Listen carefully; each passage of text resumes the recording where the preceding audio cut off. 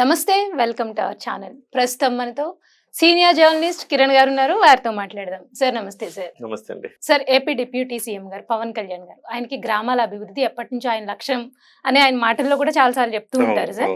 So మన్యం గ్రామాలను అభివృద్ధి చేయాలని మొన్న ఒకసారి వెళ్ళి ఆయన విజిట్ చేయడం జరిగింది. అలాగే ఆ గ్రామాల్లో ఉన్న ప్రజలతో కూడా ఆయన మమేకం అయ్యారు, మాట్లాడారు. సో అందులో భాగంగా 250 కోట్లు నిధులు వచ్చాయని దానికి ఆయన మన్యం గ్రామాలను అభివృద్ధికి వినియోగిస్తున్నారు అనే న్యూస్ వచ్చింది సార్. దీన్ని మీరు ఎలా విశ్లేషిస్తారు సార్? ఒకటి మనం ఇక్కడ ఆలోచించాల్సింది ఏంటంటే, ఒక నిజాయితీపరుడైన ఒక వ్యక్తి రాజకీయాల్లో ఉంటే ఎలాంటి ఫలితాలు వస్తాయి అని చెప్పడానికి అనేక ఉదాహరణలు ఇటీవల కాలంలో పవన్ కళ్యాణ్ గారి తరపున మనం చూస్తా ఉన్నాం. ముఖ్యంగా మన్యం గ్రామాలండి. స్వతంత్రం వచ్చి మనకి 1947లో వచ్చింది స్వతంత్రం. ఆల్మోస్ట్ 70-78 సంవత్సరాలు అవుతాం స్వతంత్రం వచ్చి. ఇన్ని సంవత్సరాలుగా కూడా మన్యం గ్రామంలో కనీసం రోడ్లు లేవండి. మరి ఎవరిని మనం తప్పు పట్టాలి? సో పాలకుల్ని మనం ఏ రకంగా వాళ్ళ పనితీరును మనం చూడాలి చెప్పండి. చాలామంది గిరిజనుల కోసం మేము పోరాడుతున్నామని చెప్తారు. ఎస్సీలు ఎస్టీలు మా ప్రాధాన్యత అని చెప్తారు. నిధులు ఎస్సీ ఎస్టీల కోసం నిధులు కొన్ని వేల కోట్ల రూపాయలు ఇప్పటి వరకు ఖర్చు పెట్టారు. ఎటుపోయిన ఆ నిధులన్నీ అంటే స్వతంత్రం వచ్చాక 77 సంవత్సరాల తర్వాత కూడా ఇవాళకి అక్కడ డోలీ మోసుకొని పోతారు అంటే మనం ఎంత దుస్థితిలో ఉన్నాం. సమాజంలో మనం నిజంగా వాళ్ళను మనతో పాటు వాళ్ళుగా పరిగణిస్తున్నామా? ఖచ్చితంగా లేదని చెప్పాలి. మన్యం గ్రామాల్లో ఉండేవాళ్ళు మన వాళ్ళుగా మనం పరిగణిస్తున్నాము. వాళ్ళు కూడా మనుషులే, మనలాగా వాళ్ళకు కూడా మౌలిక వసతులు కావాలి అని మనం ఏ రోజు ఆలోచించట్లా ఈ ప్రభుత్వాలు.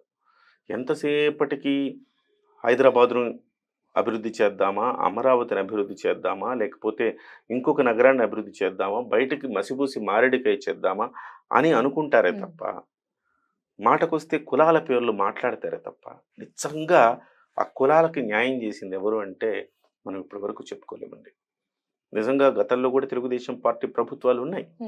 ఏమిటి ఆ రోజున్న ప్రభుత్వానికి ఈ రోజున్న ప్రభుత్వానికి తేడా ఏమిటంటే, ఆ రోజున్న ప్రభుత్వంలో పవన్ కళ్యాణ్ గారు లేరు, ఈ రోజున్న ప్రభుత్వంలో పవన్ కళ్యాణ్ గారు ఉన్నారు అని మనం చెప్పాలి.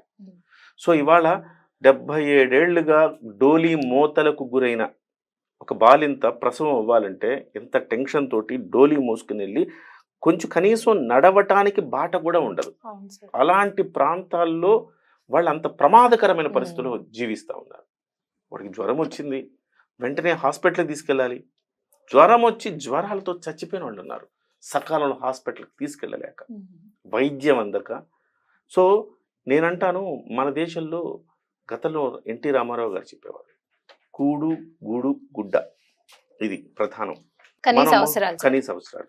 మనము మౌలిక సదుపాయాలండి. మనమేమి ప్రభుత్వాల నుంచి మనమేమి ఆశ, మౌలిక సదుపాయాలంటే విద్య, వైద్యం, ఇది ఒక మౌలిక సదుపాయం. మీరు చక్కగా చదువుకోవటానికి బడి ఉండాలా, అలాగే ఏదైనా రోగం వృష్టి వస్తే వైద్యం చేయించుకోవడానికి ఆసుపత్రి ఉండాలి, వాటికి అక్కడ దాకా వెళ్ళటానికి రోడ్డు ఉండాలా, అంతే కదండి. అలాంటి పరిస్థితుల్లో కూడా ఇవాళ లేదు మన్యం గ్రామాలు అంటే మనం నిజంగా ఒక పౌరులుగా మనం సిగ్గుతో తల వంచుకోవాలి. పవన్ కళ్యాణ్ గారు తాను అధికారంలో లేనప్పుడు కూడా మన్యం గ్రామాలను సందర్శించారు. ఖచ్చితంగా నేను మన్యం గ్రామాలకి వస్తాను, నా అధికారం వస్తే డెఫినెట్గా మీ జీవితాలు బాగుపరుస్తానన్నాడు. ఇవాళ చెప్పాడంటే చేస్తాడంతే అన్నట్టుగా ఇవాళ పవన్ కళ్యాణ్ గారు ఆ మన్యం గ్రామాలకు వెళ్ళి తిరిగి మొన్న ఇటీవల కాలంలో తిరిగాను, మీకు గుర్తుండే ఉంటుంది, మనం కూడా మాట్లాడుకున్నాం. ఆ మన్యం గ్రామాల్లో తిరిగినప్పుడు అంటే ఒక హామీ ఇచ్చాడు వాళ్ళందరికీ. కొంత నిధులతోటి ఆయన దగ్గర పనికి ఆహార పథకం, ఉపాధికి ఆహార పథకం అని ఉంది కదా. సో ఆ పనికి ఆహార పథకం నిధులతోటి ఆయన కొంతవరకు రోడ్లు అవన్నీ వేయించగలిగితే మళ్ళీ కేంద్రం నుంచి నిధులు వస్తే తప్ప వేయించలేము, పూర్తిగా వేయించాలంటే డబ్బులు లేవు. రాష్ట్రంలో డబ్బులు లేక ఓవరాల్గా మనం ఒక రకంగా చెప్పాలంటే అప్పుల ఊబిలో కూరుకుపోయినాం. ఎంతసేపటికి జగన్మోహన్ రెడ్డి బటన్ నొక్కా అంటే ఆ బటన్ నొక్కితే డబ్బులన్నీ ఇటుపోయినాయి. కనీసం నీకు ఇక్కడ ఒక రోడ్డు లేదురా బాబు అని చెబుతుంటే కూడా నువ్వు బటన్ నొక్కితే ఎవరికి ప్రయోజనం? ఎవరికైనా ప్రయోజనం కనపడిందా? మన్యం గ్రామాల్లో నివసించే ప్రజల్లా కనిపించలేదా? ఎంతసేపటికి ఎన్ని మాటలు మాట్లాడతారు. సో కాబట్టి ఇలాంటి వాళ్ళందరికీ చెంపపెట్టులాగా ఇవాళ ఆ రోజు పవన్ కళ్యాణ్ గారు వెళ్ళారు, మన్యం గ్రామాల్లో అధికారంలో లేనప్పుడు తిరిగారు, హామీ ఇచ్చారు, అధికారం రాగానే మళ్ళీ వెళ్ళారు, తిరిగారు. ఆ హామీ మేరకు కొన్ని పనులు చేశారు. జనవరిలో కేంద్ర ప్రభుత్వం నుంచి నిధులు తీసుకొస్తాను, ఖచ్చితంగా మీకు నేను రోడ్లు ఇస్తాను అని చెప్పాడు. అందులో భాగంగా మరి రోడ్లు వేయడానికి సమయం పడుతుంది కదా, ఆలోపు ఎవరొకళ్ళతో సహాయంతో ఏదో కార్పొరేట్ రెస్పాన్సిబిలిటీ ఫండ్స్ ఉంటాయి కదండి, కార్పొరేట్ సోషల్ రెస్పాన్సిబిలిటీ ఫండ్స్ ఉంటాయి, అలాంటి సిఎస్ఆర్ ఫండ్స్ ఏదో ఒకటి తెచ్చి కనీసం బాటలు వేయండి, అట్లీస్ట్ మట్టి రోడ్లు వేయండి, వాళ్ళు నడవటానికి అవకాశం కల్పించండి అని చెప్పారు. సో ఆ రోజు చేసిన పని ఇవాళ ఆయన మళ్ళీ నిరూపించుకున్నారని చెప్పాలి. కేంద్ర ప్రభుత్వం 163 కోట్ల రూపాయల నిధులు విడుదల చేసింది. రాష్ట్ర ప్రభుత్వం మరొక గ్రాంట్ కింద జాయింట్ చేయాలన్నమాట. రాష్ట్ర ప్రభుత్వం 111 కోట్ల రూపాయలు నిధులు ఇచ్చింది. మొత్తం కలిపి 275 కోట్ల రూపాయలు ఇవాళ ఆ మన్యం గ్రామాల రోడ్లకు ఇవ్వటం జరిగింది. సో ఈ కార్యక్రమం గతంలో అనేక ప్రభుత్వాలు ఉన్నా చేయక ఈరోజు ఇవాళ మనం చెప్పుకోలేదనుకోండి ఫణి గారు, ఇవాళ మనం చెప్పుకోవాల్సిన అవసరం ఉంది. ఒక నిజాయితీ పరుణ్ణి మీరు గెలిపించండి, ఒక్కడిని గెలిపించండి అని అడిగాడు ఆయన. కనీసం నా ఒక్కడిని గెలిపించండి, అసెంబ్లీలో నా వాయిస్ రేస్ చేస్తానని అన్నాడు.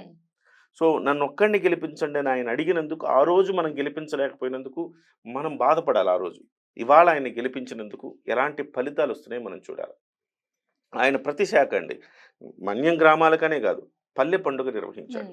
పల్లె పండుగలో 80 సంవత్సరాల పాటు శ్రీకాకుళంలో పాలకొండ నియోజకవర్గంలో, అది కూడా జనసేన పార్టీ గెలిచింది, ఆ పాలకొండ నియోజకవర్గంలో 2 గ్రామాల మధ్య గొడవ కారణంగా 80 సంవత్సరాల నుంచి ఒక గ్రామానికి రోడ్డు లేదు.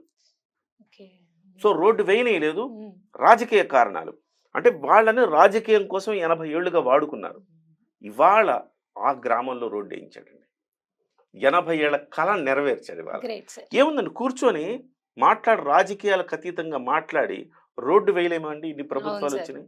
ఒక గ్రామానికి రోడ్డు లేదంటే మనం విసిరేసినట్టు, అదొక అంటరాని వాళ్ళుగా ఉన్నారంటే మనం ఎంత సిగ్గుపడాలి. సో ఇవాళ ఆ గ్రామానికి రోడ్లు వేయించడం కావచ్చు, పులివెందుల్లో రోడ్లు వేయించాడండి. జగన్మోహన్ రెడ్డి ముఖ్యమంత్రిగా ఉన్నారు, వాళ్ళ నాన్నగారు ముఖ్యమంత్రిగా ఉన్నారు, కొన్ని గ్రామాలకు రోడ్లు లేవు, సదుపాయం లేదు, ఆ గ్రామాలన్నిటికీ కూడా రోడ్లు వేయించాడు. మరి పులివెందులు కదా, ఆ జగన్మోహన్ రెడ్డి బాధ్యత కదా, నాకేముంది, నేనెందుకు రోడ్లు వేయించాలని అనుకోని ఉన్నాడు అనుకోండి, వేయించేవాడా? వేయించేవాడు కాదు. కక్షపూరితం, జగన్మోహన్ రెడ్డి గతంలో కక్షపూరిత విధానాలు మనం చూసాం. సో ఎంత కక్షపూరితంగా వ్యవహరించాడు, అమరావతిని ఒక శ్మశానంలా మార్చాడు, అంత సాడిస్ట్గా వ్యవహరించాడు గత ముఖ్యమంత్రి.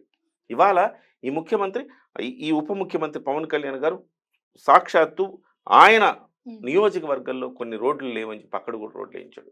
సో జగన్మోహన్ రెడ్డి సిగ్గుతో తలదించుకోవాలి ఇవాళ. సో తన మన అన్న భేదం లేకుండా ప్రతి చోట ప్రజల కోసం ఎజెండా, ఫస్ట్ ఎజెండా ప్రజలే ఫస్ట్ ఎజెండా. ఇవాళ కూటమిలో ఏమన్నా ప్రాబ్లమ్స్ వచ్చినా కానీ ప్రాబ్లమ్స్ రాకూడదు, ప్రజలకు మంచి జరగాలంటే మీరు తగ్గండి అని చెప్పేసి జన సైనికులకు ఆయన స్వీట్ వార్నింగ్ ఇచ్చాడు. సో ఇవాళ ఇవన్నీ మనం ఆలోచిస్తే ఒక నిజాయితీ పరుణ్ణి గెలిపించుకోవటం వల్ల ఇన్ని ప్రయోజనాలు ఉన్నాయి. నిజంగా అతన్ని ముఖ్యమంత్రి చేసుకుంటే రాబోయే భవిష్యత్ కాలంలో అతనికి పూర్తి స్థాయి మెజారిటీ వచ్చి అతన్ని ముఖ్యమంత్రి చేసుకోగలిగితే ఇంకెన్ని ఫలితాలు వస్తాయి చెప్పండి. సో ఇవాళ జనం అది ఆ డిఫరెన్స్ ఫీల్ కాగలుగుతున్నారు. మన్యం ప్రజలు ఏమనుకుంటున్నారంటే ఒక అల్లూరి సీతారామరాజు మళ్ళీ వచ్చాడరా,